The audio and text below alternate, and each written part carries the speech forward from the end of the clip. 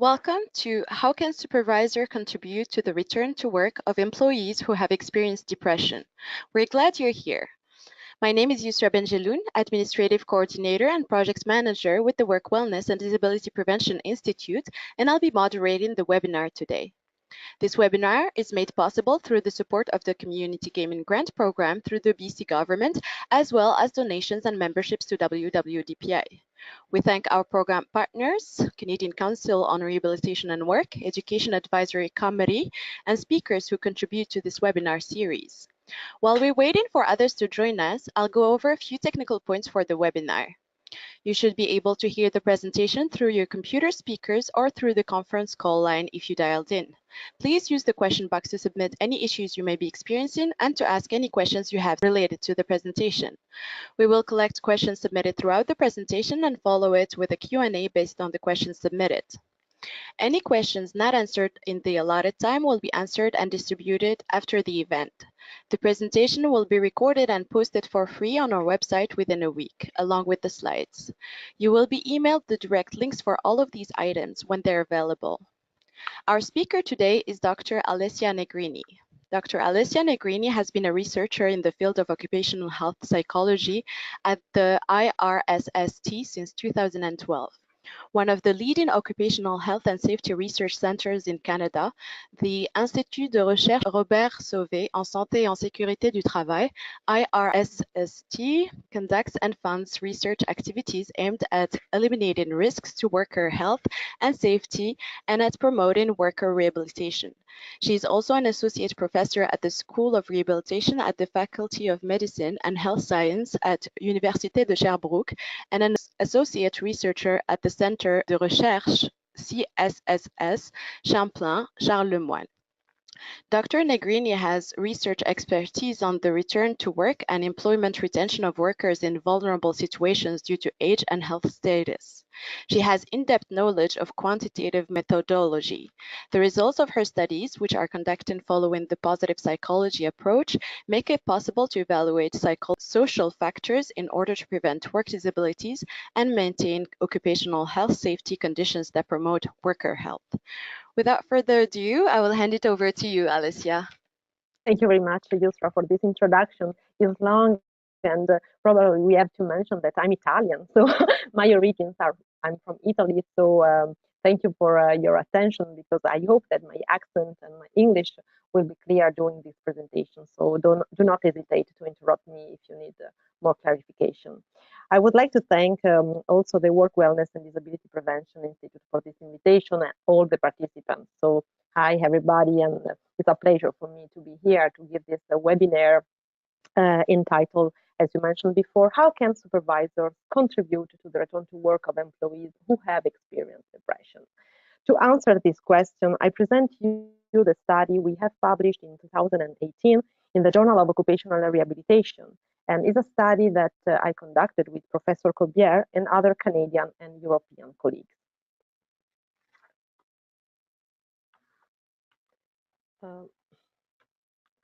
So I hope that you can see the second slide. So this study was carried out in Quebec, Canada, and is part of a larger survey that focuses on the factor influencing the return to work after depression, taking into account the point of view of 4 stakeholders. We interviewed employers, supervisors, unions representatives, and employees diagnosed with depression. Marc Corbière is full professor at the UQAM in Montreal, and he was the principal investigator of this study, funded by the Canadian Institutes of Health Research and the Institut de recherche Robert Sauvé en santé et en sécurité du travail. About the background, according to Statistics Canada's 2012 Canadian Community Health Survey on mental health, 11% of Canadians report symptoms of depression during their lifetime. And depression is one of the most common mental disorders affecting the labor force. And as you probably know, in Western countries, work disability due to depression is a widespread problem that generates important financial and human costs. To reduce these costs, it's essential to, for sure, to prevent common mental disorders, as well as it's important to facilitate the return to work of employees after diseases such as depression. Return to work can be conceptualized as a process or as an outcome. And when we talk about return to work as a process, we think about different, distinct phases following a temporal perspective. I would like to mention the example. Tulin and colleagues identified 3 phases when they talked about a process. So they identified off work, back to work, and post-return to work sustainability phases. The return to work outcome is generally measured as the autonomous outcome at a specific point in time or as a time to event measure. For example, a question can be asked in order to know if the employee is back at work or not at the time of the survey. From a theoretical point of view, following the work disability paradigm developed by Patrick Vazel and colleagues, the return to work after depression or other after diseases may be influenced by the characteristics of the employee and 3 main social systems. The organization, so it's important to consider other stakeholders, not just the employees, but also the employers, the union representatives, the supervisors, the colleagues. Another system is the healthcare system. That's why it's important to help clinicians, psychotherapists, occupational therapists, to help people return to work after a disorder, a health problem. The third system is the legislative and insurance system. So there are studies that have considered the role played by the insurance agent in the return to work process. In this study, we have referred to Bayes' model to study stigma in the workplace. It's well documented that stereotypes and stigma associated with mental illness can lead to discrimination against people with disabilities in employment or return to work processes. So it's well known that, for example, prejudice can be a barrier to the return to work. That's why we consider the theory of planned behavior developed by Eisen.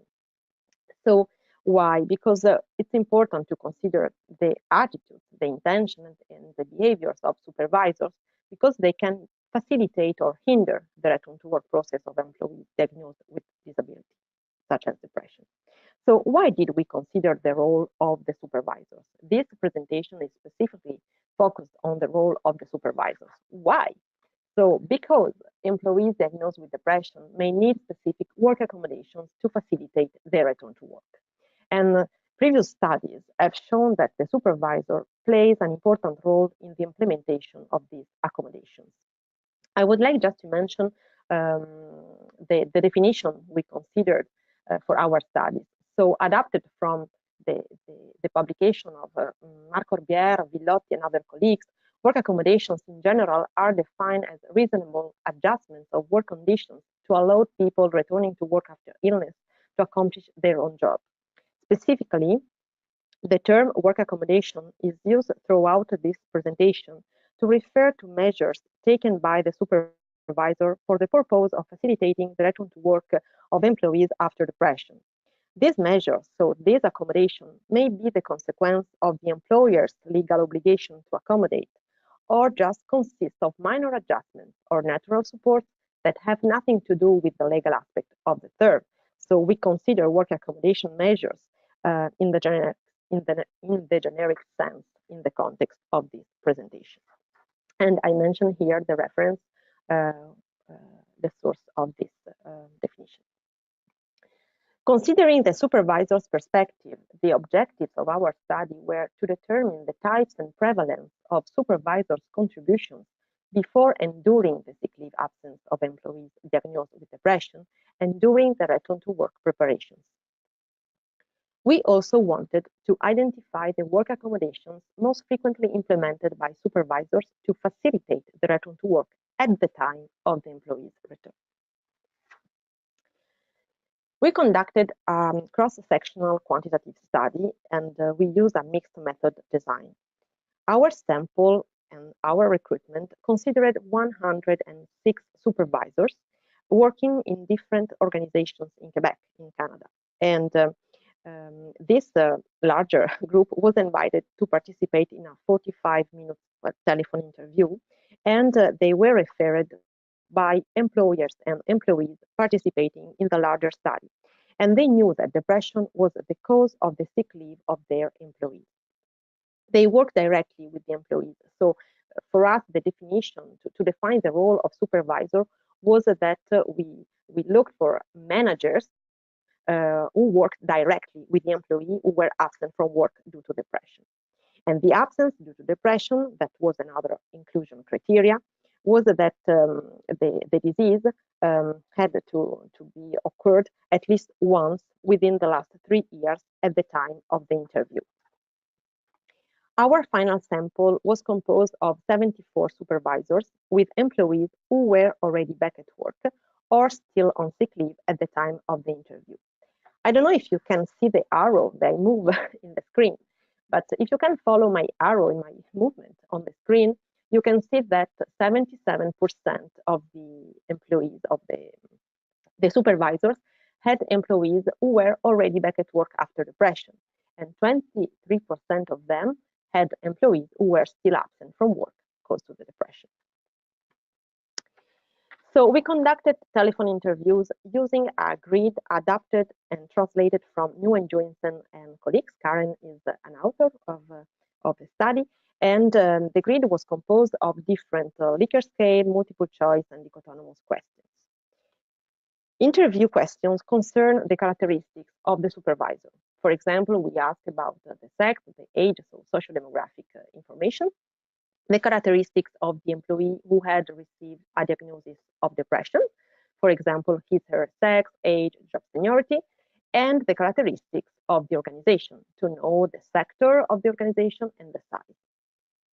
After that, as mentioned before, in this study, we considered the return to work as both a process and an outcome.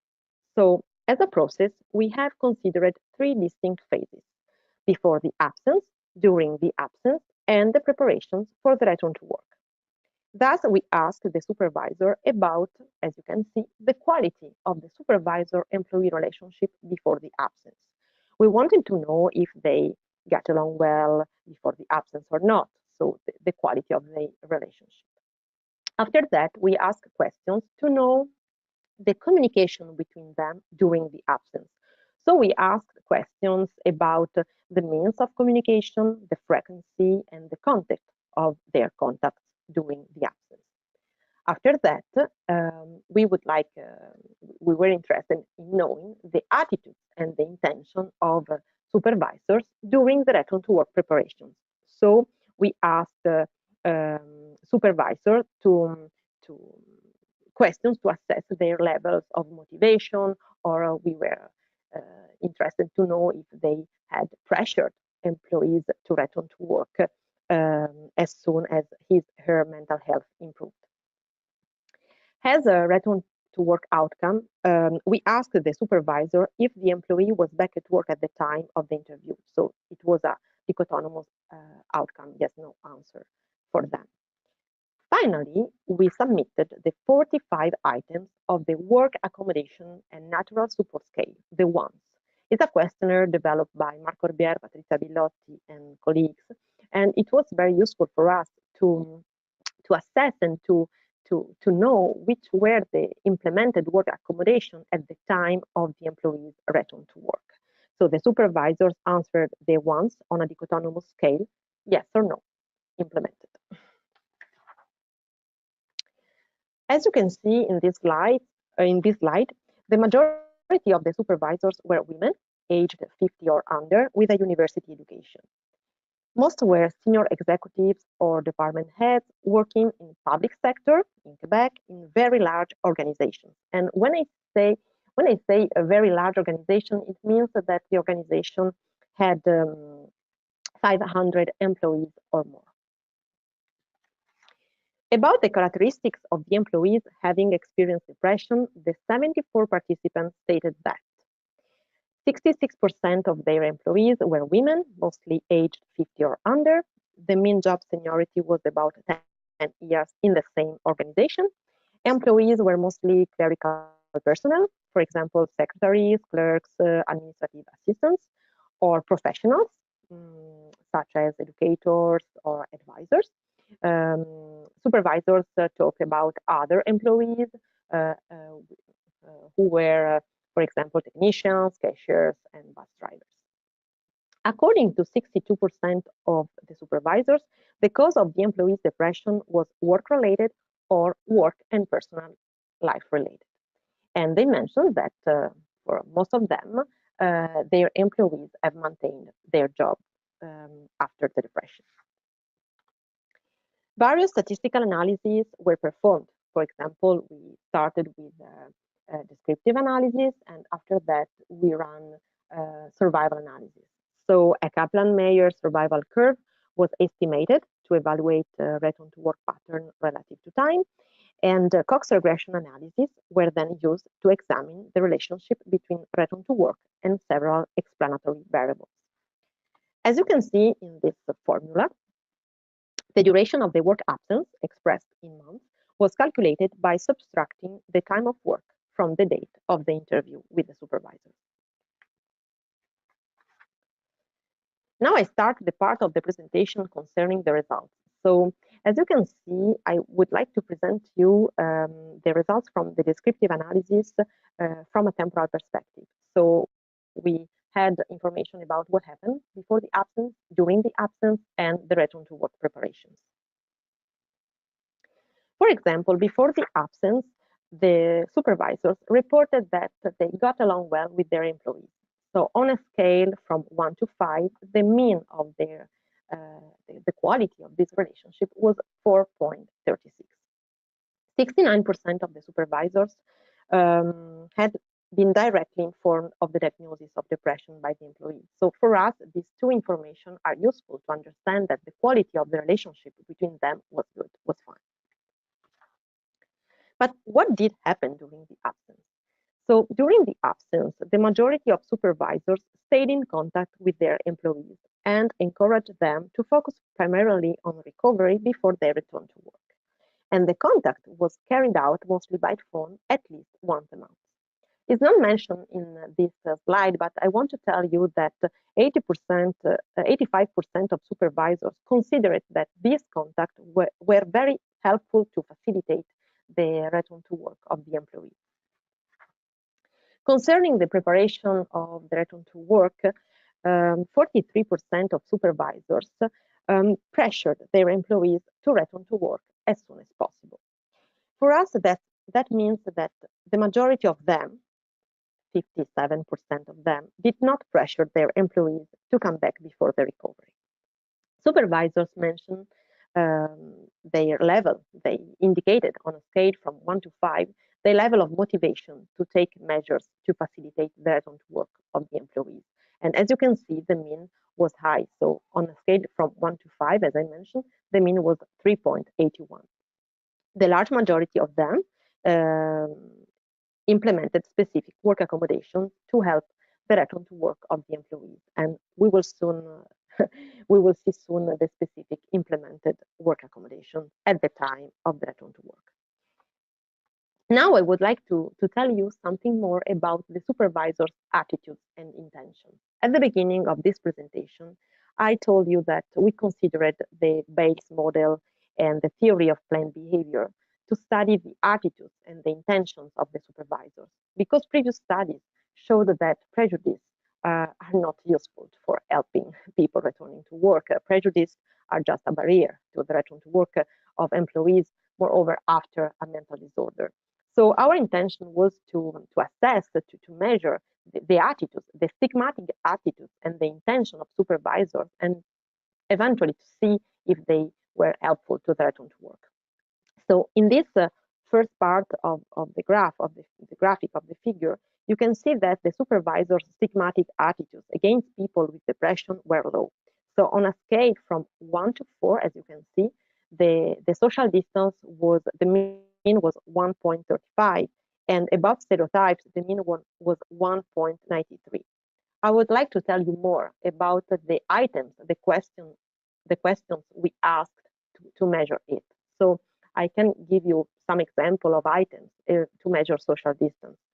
We ask, for example, what do you think? Do you think that persons diagnosed with depression cannot obtain a university degree, or they can have difficulties in establishing contact with other people?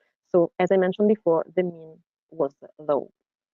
An example of item, or some examples, about stereotypes, again, low for this sample.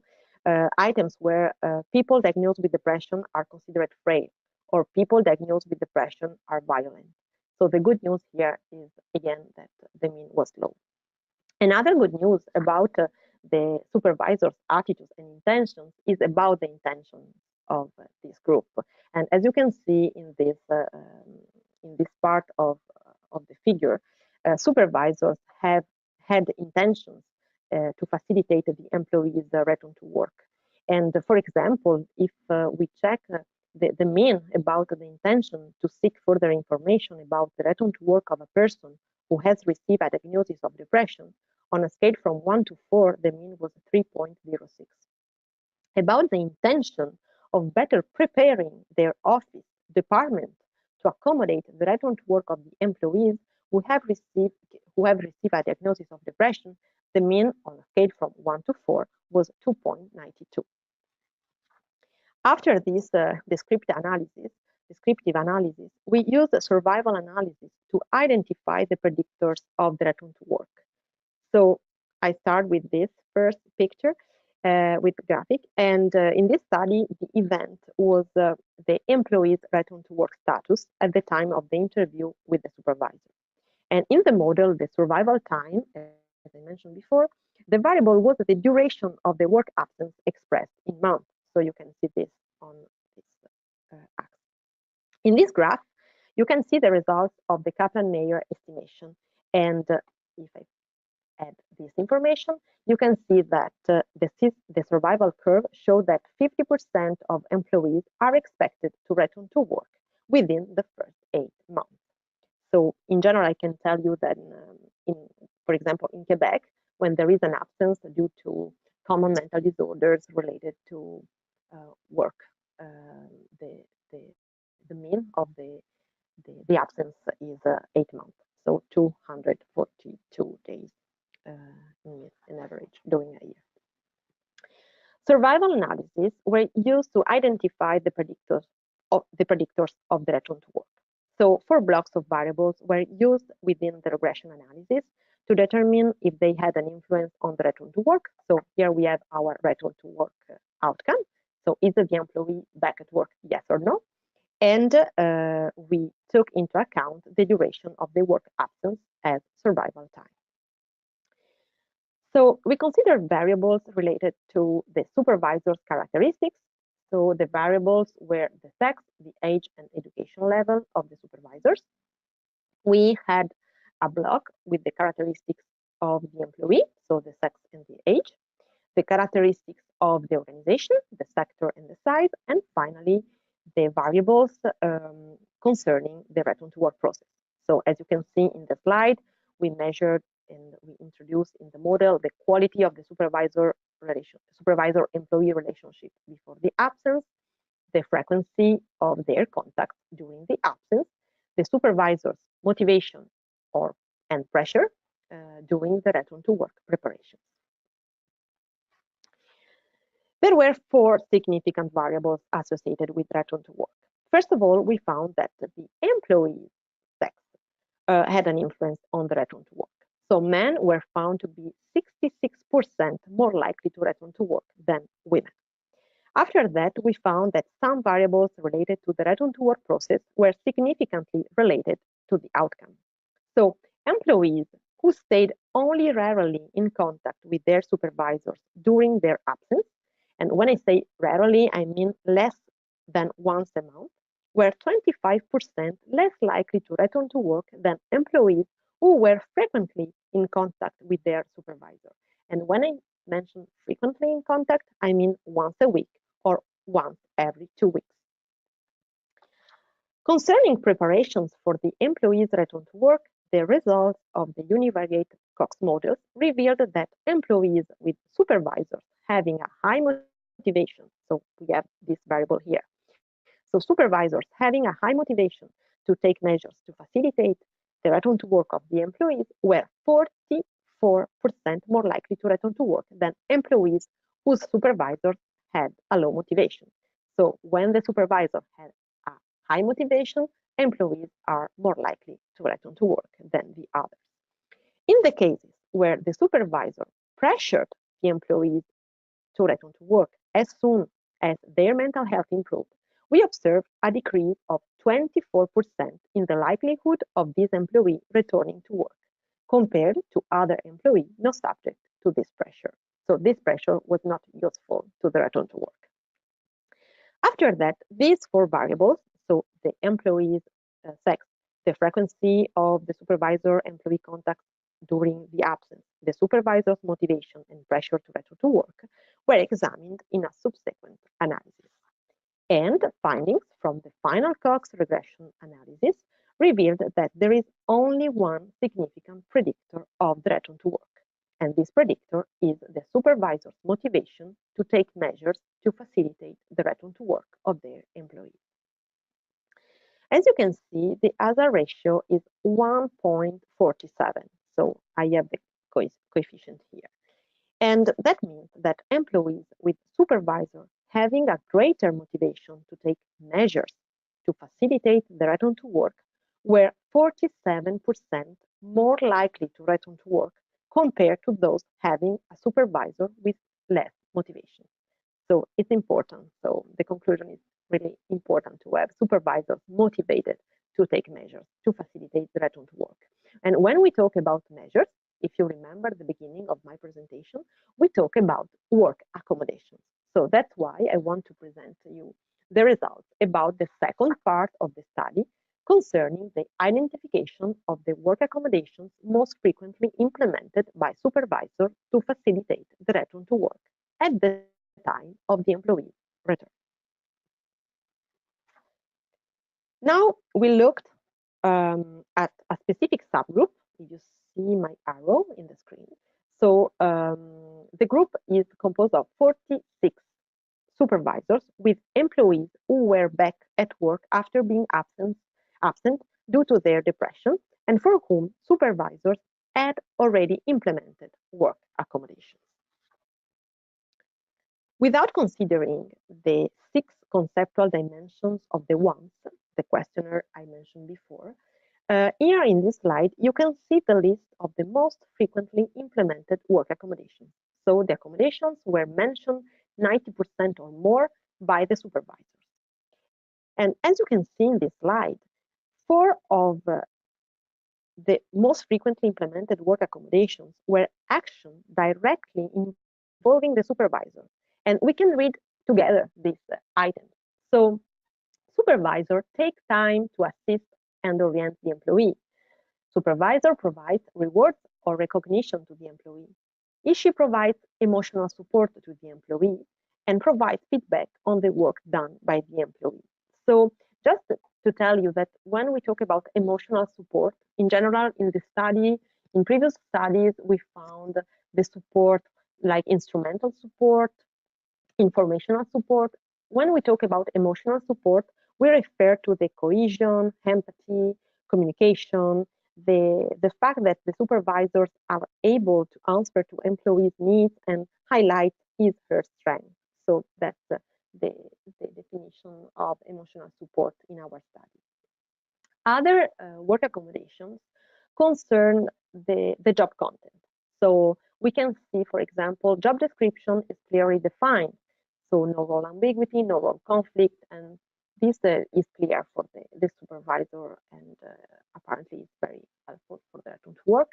Another aspect related to the job content is this accommodation that you can see if you follow my arrow, is that the tasks are introduced gradually. So these are 2 work accommodations related to the job content. We have one accommodation frequently implemented that is related to the work environment. So we have employee has access to water in a workspace or private space to take his or her medication. This is important because sometimes an employee can return to work, but he needs to take his or her medication, and the treatment is still in progress. So another aspect that we can consider reading the list of the most frequently implemented work accommodations, that there are 2 accommodations that concern other stakeholders. So it's not just the supervisors, but for example, the employee, if you see these two accommodations, employee has time off for clinic medical appointments, and she has phone access to the person in charge of the return to work process during working hours. For example, the employee is working, but he can call her health professional, or the return to work coordinator, or can go you can take time off to go to the clinic. So this is just to underline the role of other stakeholders that can help the employee, and for sure we have the role played by the co-workers. So the emotional support is provided not just by the supervisor, but as well by the co-workers, and is very useful for the return to work. In this slide, I would like to present the least frequently implemented work accommodations. So the accommodations mentioned by 40% of participants or less. So we can see that in general, these work accommodations were about physical factors. So it's very difficult to reduce the noise level or the lighting intensity. Supervisors cannot really implement this kind of accommodation. So, for example, the availability of transportation, such as buses or taxis. And another aspect that for us is important to underline is that one of the least frequently implemented work accommodations is about the training. So you can see the training provided to co-workers, but also the training provided to supervisors about depression or other mental disorders. We can discuss about the training provided to supervisors during the discussion at the end of this presentation. Now I would like just to mention some limitations of the study just before concluding, because for us it was very interesting to conduct this study, and from the limitation we thought about other studies that we can develop in the future. So the first limitation is about the small sample size. I told you that our final sample was composed of 74 supervisors, but for example, the subgroup of supervisors who implemented the work accommodations was composed just by 46 supervisors. So it was impossible for us to test the impact of implementing work accommodations on the length of job tenure of people having experienced depression. So it was not possible for us to determine the relationship between the implementation of the work accommodations and the sustainable return to work of these people. Another aspect, another limitation of the study was about the lack of information. So we had no information about the factors that influence the supervisor's attitudes toward the return to work process. During the presentation, I mentioned that it's very important to study the attitudes, the intentions of the supervisors that can predict the supervisor's behaviors. So we can see, considering the theoretical background, then when supervisors have positive attitudes, that are open mind about the implementation of the work accommodation, about the mental health issues, we can think that for them it should be easier to implement and to help employees to return to work after depression. But we don't know which factors have influenced their positive attitudes. So it will be interesting in future research to study the antecedents of the attitudes, the values of these supervisors. Another information we don't have is the number of years the supervisor had experience in supporting employees return to work. So probably this is another factor that can influence the way the supervisors managed the return to work process of their employees. And about the return to work, we didn't know if the return to work was full or part-time. About the diagnosis of depression, it was a self-reported diagnosis. So during the preliminary contact with the supervisor, during the recruitment phase, we checked this information with them, and they confirmed that they knew that the absence was due to a depression, but the research team, didn't have the medical reports, so it's just a self-report diagnosis. About the sample, as I mentioned before, the study was carried out in Quebec. So we worked with a specific population of supervisors working mostly within very large organizations in the public sector in Quebec. And for us, it should be interesting to develop new research and to see if we can replicate the results or having other results in other contexts. And when I say other contexts, can be other countries. For example, other countries with different insurance and health systems, or for example, in other working contexts. So in the private sector or in the small and medium organizations. So it should be interesting for future research, and to see if these factors and these other contexts and systems can influence the supervisor's attitude toward the return to work process, as well as the relationship between supervisors and employees who have experienced a mental disorder.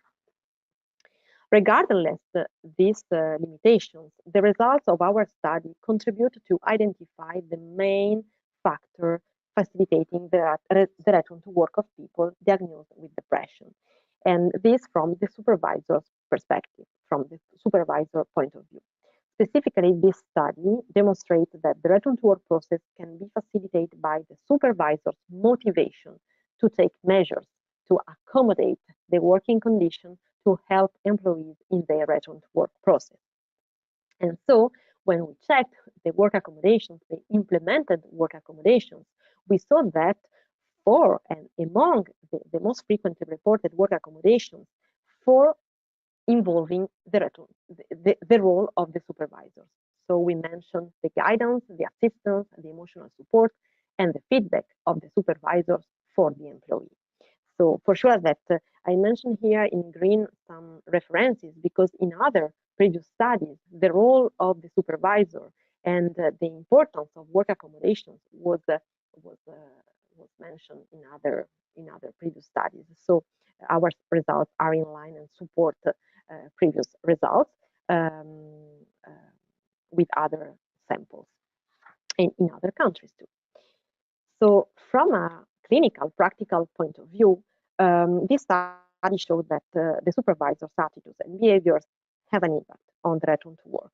And I would like to consider and to talk with you about the results that William Shaw and other colleagues, I mentioned here the study of 2003, but William Shaw and colleagues did others. It's just an example that if supervisors have been able to help employees to return to work, it's important to train supervisors to be ready and to be able to help employees. So the importance to think about training programs for them, for supervisors, to develop their supportive strategies, communication and listening skills to improve the implementation of work accommodations.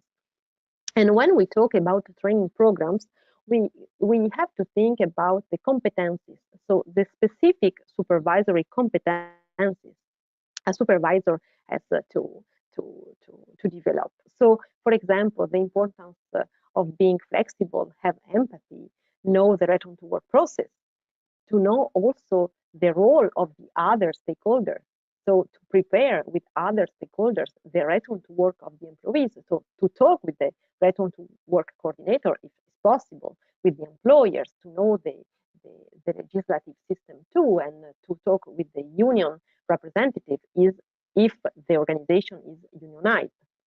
And also have competencies to offer emotional support, to communicate honestly and manage the employee's workload at the return to work. For us and from the results stemmed from the other previous studies, for sure that having these competencies is very helpful to to offer the right needed accommodations in order to improve working conditions. And it's important to underline that when a supervisor is able to accommodate the working condition to help people return to work after depression, it's important to not interfere in the needs of the organization or cause productivity slowdowns or major difficulties or excessive costs. So it's always important to consider that accommodations have to be feasible and realistic. So because it's important to consider the needs of the employees as well as the needs of the organization. And as I mentioned before and during all the presentation, the fact of having a supervisor able to accommodate the working conditions and to work with the employee to prepare the return to work process can facilitate the return to work. So after a common mental disorder, but we can see other studies about the facilitating role of the supervisors for the return to work after other health problems. I would like to summarize in this slide some take-home messages for you and for us. So the first is about the positive attitudes and proactive behaviors from supervisors. And I think that from my presentation, it's very clear that they can facilitate the implementation of work accommodations and natural support for employees returning to work after depression. So the importance to offer support and training for supervisors. Another message that I wanted to take home is that they have an important role in implementing specific work accommodations, and is very when we say that these accommodations can facilitate the return to work. It's not just the return to work process, but for us, the return to work process is also the time at the return to work, but also the follow-up and also the phases before the return to work. So during the absence, before the absence. So for us, it's important to consider the employee's recovery and also the sustainable return to work of the employee. That's why we think that the implementation of work accommodations and the good relationship with the supervisor, the communication between employee and supervisor can help to avoid relapse and recurrences, so to contribute to the mental health and the recovery of the employee. This presentation is in the domain of the occupational rehabilitation, and I talked a lot about the return to work, but I would like just to mention that when we see winning strategies and facilitating strategies implemented by the supervisors, there are studies that underline the key role of the supervisors, not just in the return to work and in the rehabilitation process, but also to prevent common mental disorders and absenteeism. When the relationship between supervisor and employee is fine, it's very helpful to prevent the common mental disorder and the absenteeism. In our sample, supervisors mentioned that the absence, the depression, was partially caused by the work or totally caused by the work. So it's important to prevent mental disorders. And so supervisors can contribute to the promotion of the employee's mental health and job performance. Before to thank you, I would like to show you a list of scientific contributions. So I don't want that you write everything. I know that you can have access to the PowerPoint later. So just to mention that at the beginning of the presentation, I told you that my presentation was a part of a large Canadian survey. And Marc Orbière was the principal investigator, and with his team, we developed and we carried out different phases of the project. So we interviewed employers, unions, representatives, and employees. And these are an example of the publications we did. But why I want to show you this? Just to tell you that the important role of the supervisor was mentioned by the supervisors themselves, but at the same time by the other actors.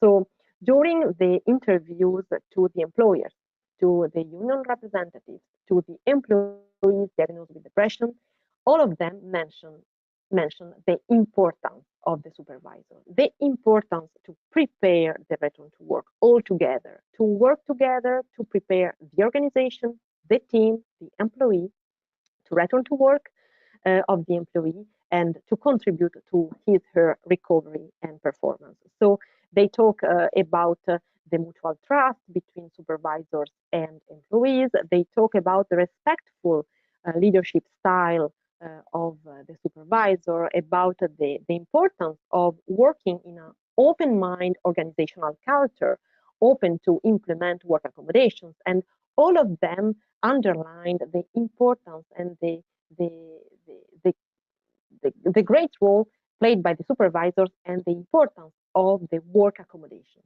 So it's not just from the point of view of the supervisors, but from the others one. And recently, like this paper I presented today in the Journal of Occupational Rehabilitation, I published a paper with Andrea Gragnano, Marco Orbier, and Massimo Miglioretti. And the paper is a review of reviews about the factors predicting return to work across multiple disorders. And again, when we watch and we analyzed all the facilitators across different diagnoses, such as common mental disorders, cancer, cardiovascular diseases, we saw that the role of the supervisor was important to the return to work of employees after different diseases. So I think that I talk a lot today, so it's time to thank you, and I finished my presentation. So thank you again to Work Wellness and Disability Prevention Institute for the invitation. Thank you, Marco Orbier. Marco Orbier, as I mentioned before, is the principal investigator of this study and of the other part and other phases of the study. And thank you again to the Canadian Institutes of Health Research and Institut de Recherche Robert Sauvé en Santé et en Sécurité du Travail for the funding. Thank you very much. Thank you, Alessia. Thank you so much for being with us today and for sharing your valuable expertise. And I'll start with the first question. So, how would a supervisor identify with confidence the cause of employees' depression, whether it's work or personal related? And how did you account for the possibility of supervisors making assumptions about employees? Okay, thank you very much for this question. First of all, as I mentioned during the presentation, before starting the interview with the supervisors, we did a preliminary interview to check the inclusion criteria. So for us, it was important not just to ask them, "Are you sure that the employee was absent because of depression?" But the supervisor had the information about, for example, the length of the absence, and also they told us that they saw the medical report. So we trust them. That I mentioned before during the presentation is that the research team cannot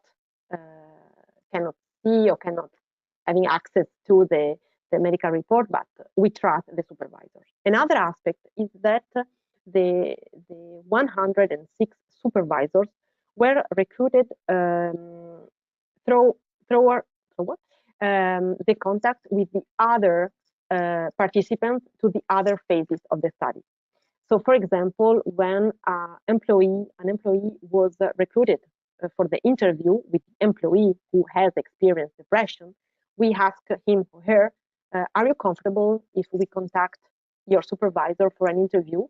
And for sure, then, when the relationship was good, when the employee knew that the supervisor was fine about this, he was totally open to give us the number, the contact of the supervisor. And for us, was like to trust the answer. Another aspect is that today I didn't present all the results of the study. So the grid of the interview was long, was full of questions. And for sure that there were other questions able to confirm us that the supervisors knew the story and the experience of the employee. So we trust them. So for us, it was not just a personal opinion. Another question you asked in this session, you asked if how a supervisor could know that the depression was work-related or personal-related. And it's the same answer I mentioned just a few seconds ago, is that during the interview, we asked other questions. So one of these questions was, for example, do you look for more information about the depression, about the absence of the participants? And they told me, yes, for sure, I'm in contact with the employee, and we know that, for example, there were conflicts with colleagues or a problem with a client, and it was like the starting point of the symptoms. And or another supervisor told me, I remember I was in the office and I saw the employee crying, so I entered I went in and he started talking about his depression. So we have other information to check this variable. So. Thank you for your explanation. So the second question would be, it seems that the supervisor participants were those who knew they had supervised someone with disclosed depression. This seems to indicate that these supervisors were approachable enough for disclosure. So they were probably highly motivated to accommodate a very low stigma endorsement. Is this a fair assumption? Okay, just a sec, I reformulate the question for my Italian brain. So I don't know if I understand well the question, but for sure that considering the results of our study, we saw that it was a specific particular group. For us, there is a potential bias because in general, the relationship between the supervisor and the employee was good. So for sure that we should curious to investigate in a larger sample when probably we could find low motivated supervisors or supervisor that were not informed directly by the employee about the depression. So in general, probably there is a bias in our sample because there is also when we talk about disclosure, they told us that they were directly informed by the employees about their depression. In general, a colleague or an employer cannot tell to the supervisor, your employee is absent from now because he's depressed. So for sure, it's important to be careful about this. And what we saw in other studies is that sometimes it's not important to know which is exactly the diagnosis.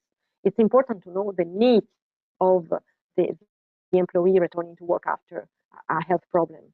An example about disclosure is that the sample of our supervisors had intentions to prepare their team, their department to the return to work of the employee who was absent. But it doesn't mean that the supervisors had the intention to communicate to everyone that the employee was absent due to depression. So it just it's important to focus on the need of the employee and not just on the kind of diagnosis. So I don't know if I answered the question, but just that it was a very particular sample. This was a very particular group. Thank you so much, Alessia, for your explanation. So next question is, return to work is often managed by insurance companies, employee assistance programs, even in the public service. How did you know the supervisor had direct connections with the employees, and how did you determine the degree of involvement of the supervisor in the return to work process? How did I know? These supervisors had direct connection with the employee. As I mentioned before, for most of them was the employees who told us that we can contact the supervisors because he had or she had a good relationship with him. So we asked a block of questions were specifically related to the contact and the communication. So we had questions about how many times you talk with the employee, and we were interested to know if the contact was direct with the supervisors and not just, for example, the supervisor asked a colleague to call the employee. So we had a battery of questions to check this information. And when we interviewed the employees, they confirmed that the relationship and the contact were in progress and also were useful to their return to work process. How did I determine the degree of involvement of the supervisors in the return to work process? For me, is I don't have a specific question about the supervisor's involvement in the return to work process, but for us, we have enough information to understand that these supervisors were involved. So when we asked the implementing of the work accommodations, when we asked them about their interest of searching more information about mental health disorders, we asked questions about their interest about training on mental health issues. So the attitudes, the motivation, they didn't pressure the employees. So for us, all this information are useful to say that they were involved in the return to work process. So you talked about the limitations you encountered during the study you conducted. Do you have any suggestion on how to approach those limitations? And if would you be able to share your future steps in the case where there will be further research in that field? I can give you an example about because I talked in general that further studies are necessary to cope with these limitations. But an example that I can give you is about the diagnosis of depression was self-reported. So now we are developing a new study where the human resources service of a big organization is collaborating with us. So for me, this is an example of a research that can be useful to allow scientists to work using not just self-reported data, but also with the record-based data, administrative data.